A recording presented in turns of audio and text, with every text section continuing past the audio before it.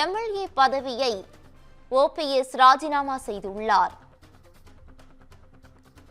போடி தொகுதி எம்எல்ஏவான ஓ பன்னீர்செல்வம் தனது பதவியை ராஜினாமா செய்துள்ளார்.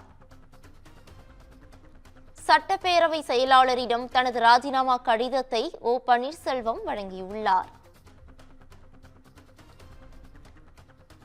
முக்கிய செய்தியாக தற்போது பார்த்து வருகிறோம். திமுகவில் இணைந்த ஓபிஎஸ் ஆதரவாளரான உசிலம்பட்டி எம்எல்ஏ ஐயப்பனும் தனது பதவியை ராஜினாமா செய்துள்ளார். இது தொடர்பான முழு விவரங்களை வழங்குவதற்காக எமது செய்தியாளர் சிவக்குமார் இணைப்பில் இணைகிறார். சிவக்குமார், வணக்கம். இது தொடர்பான முழு விவரங்களையும் பதிவு பண்ணலாம். 3 முறை தமிழகத்திற்கு முதல்வராக இருந்தவரும் அதிமுகவில் ஜெயலலிதா அம்மையார் பீரியட் துவங்கி தற்போது வரை ஒரு அசைக்க முடியாத ஒரு சக்தியாக இருந்தவர் அப்படின்னு சொல்றாரு அந்த ஓ பன்னீர்செல்வத்தை சொல்லலாம். இவர் பாத்தீங்கன்னா அம்மையார் 3 முறை சில பிரச்சனைகளுக்காக முதல்வர் பதவியை ராஜினாமா செய்யும் போது பொறுப்பு முதல்வராக இவரை நியமிச்சுட்டு போயிருந்தாங்க. இதனை அடுத்து பாத்தீங்கன்னா அம்மையார் மறைவுக்கு பிறகு பல்வேறு சிக்கல்கள் இதுல உருவாச்சு. அதனால அவர் என்ன பண்ணாருன்னா தர்ம யுத்தம் அப்படிங்கிற பேர்ல அம்மையாரோட சமாதியில வச்சு ஒரு தர்ம யுத்தம் பண்ணாரு.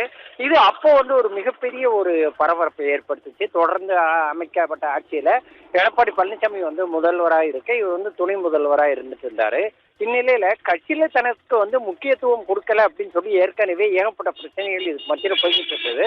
இந்நிலையில அவர் ராமநாதபுரம் தொகுதியில போட்டிட்டு அதன் அடிப்படையில தோல்வி அடைஞ்சார். நாடாளுமன்ற தேர்தலுக்காக அங்க போட்டிட்டு தோல்வி அடைஞ்ச நிலையில அவருக்கு அதிமுகவில் இணைப்பாங்க அப்படின்னு சொல்லி ஒரு பேச்சு நடந்துட்டு இருந்தது. ஆனா அதிமுகவில் இணையாத நிலையில தற்போது அவர் திமுகவில் இணைஞ்சிருக்கிறார். அதாவது 3 முறை அதிமுக தரப்பு முதல்வராக இருந்த ஒருத்தர் திடீர்னு திமுகவோட கட்சியில இணைஞ்சிருக்கிறது ஒரு மிகப்பெரிய அதிர்ச்சியை ஏற்படுத்துச்சு. தற்போது பாத்தீங்கன்னா போடி தன்னோட சட்டமன்ற உறுப்பினர் பதவியான போடியிலிருந்து ஒரு தேர்ந்தெடுக்கப்பட்டார் இல்லையா, அவரும் இவரோட ஆதரவு எம்எல்ஏயான ஐயப்பன் ஆகிய இருவருமே தங்களது சட்டமன்ற உறுப்பினர் பதவியை ராஜினாமா செஞ்சுட்டு தற்போது திமுக வசம் இணைஞ்சிருக்கிறாங்க. இது அரசியல் வட்டாரங்கள்ல ஒரு மிகப்பெரிய பரபரப்பை ஏற்படுத்தி இருக்கு. பவித்ரா,